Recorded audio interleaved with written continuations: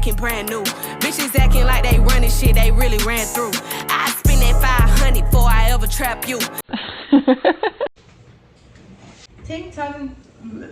Hi everyone, welcome back to Another Day in Paradise. I'm Mari, and today we're going to be talking about how to heal your inner child. So if you're curious about this subject, you've been hearing about it, you feel like you need to work on yourself but you don't know how to, I'm going to give you some tips and tricks on how to get this done and how you can evolve to a better you. So if you're interested, keep watching and let's get started. Okay, so first let's talk about what this means. What it means to heal your inner child. Everybody has one, and often through neglectful childhoods, a child might go through a lot of trauma or might have to mature faster. And when this happens, we get older and our younger self may come out in ways screaming for help or attention. And it doesn't necessarily always have to be in a bad way. Neglectful childhoods don't look the same for everyone. So for example, I had a single mom and my dad wasn't even in the States. So it was bound to happen. Or your parents work too much, you're a child of many children. There's a lot of ways, you could have had a neglectful childhood. And that doesn't mean that your parents were bad parents. It just means that's the way you grew up. You also have to understand, like, if your parents aren't healed and they have generational trauma, then they can pass that down to you without even understanding that that's what's going on. So your inner child could be lacking playfulness, love, youth. It might feel small and vulnerable and in need of protection. So you have to first identify what kind of childhood you had and what do you feel like it was lacking. And just be mindful that this can be a tricky workshop to kind of do. It can bring up some emotion, so prepare your mental health before going through this journey, especially if you had a rougher childhood than most people. So you want to think of your key childhood experiences and connect with them how you feel about your younger self. Also acknowledge what your younger self might be missing to find out what your best route is to heal your inner child. So although some experiences were positive, let's set those aside for a moment and think about experiences that might have hurt you or upset you. Bringing these to the light can see what you need to do more of in your adulthood. For example, if you had to grow up too fast, take time doing things that you wish you could have done as a kid or wish you could have done more of. For example, if you liked bike riding as a kid, if you like going to the park, if you like reading, playing a certain video game, watching a certain movie. That's why when we taste certain foods, hear certain music, it's super nostalgic to us. It's definitely important, so you should try that out. Now let's take a moment from the negative stuff. Let's put that aside and go back and think of all the positives. We want to practice doing that or recreating that. Some examples of this are holiday traditions, your favorite movies, your favorite foods, favorite colors. If you didn't get to decorate your room as a kid because you guys just didn't have the means to, have if you're able to, have like a cave, like a man cave, woman cave. I don't know if they call it that first, but have one of those for yourself as an adult. We have game rooms and things like that. And a lot of people don't know that when they're satisfied from something like this, it could be something that their inner child actually is the one who wants it, Think of Ratatouille and how nostalgic it was for him to eat the ratatouille because was it his mom that made it for him? And he was sitting there thinking back on all the childhood memories that were positive when his mom would make this dish.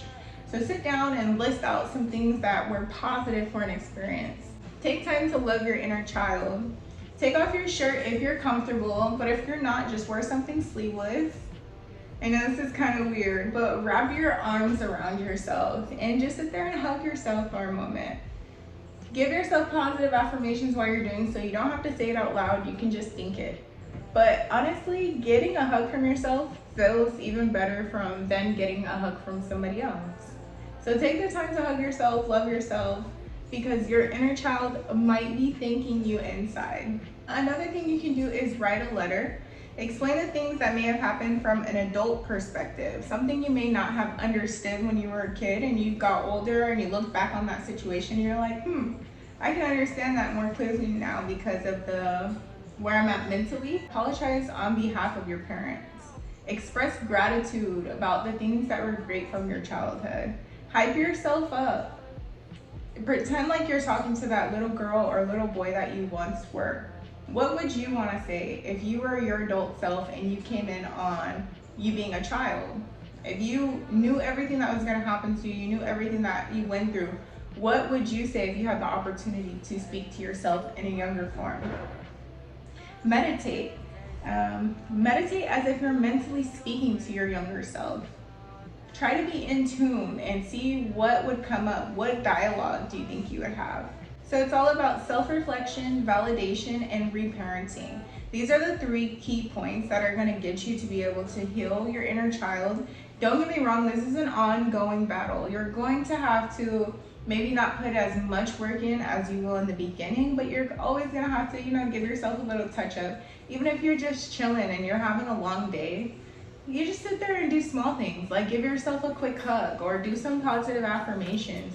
I would do the letter as my first step. I don't know if I would keep writing letters unless a new memory or something came up and I felt like I just really needed to express how I felt about that situation. But definitely after self-reflection, validate. Your feelings are real. Within your validation moment, you also want to take this time to forgive. Forgive yourself, forgive your parents, forgive anybody that may have had a negative impact on your childhood.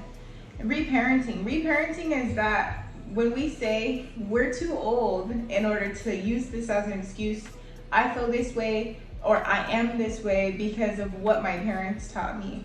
I'm 24 years old. Me personally, I feel like if I take time to sit down and reflect, that's our first step, right? And if you see that things are wrong within your life and that's not necessarily the way you want to live your life, that's not necessarily the knowledge you want to pass down to your children or anybody around you that's listening, then you fix those things, you change those things. And it's hard to change a habit that's been implemented into us. Yes, most definitely. But it's possible. You're just reparenting who you are. If you feel like, me personally, I love working out, I love the gym, I love fitness. It's changed my life for the better. And I never grew up with anything like that. I didn't understand what it meant to be vegan. I didn't understand that it's important to exercise and have a good health, like a healthy lifestyle.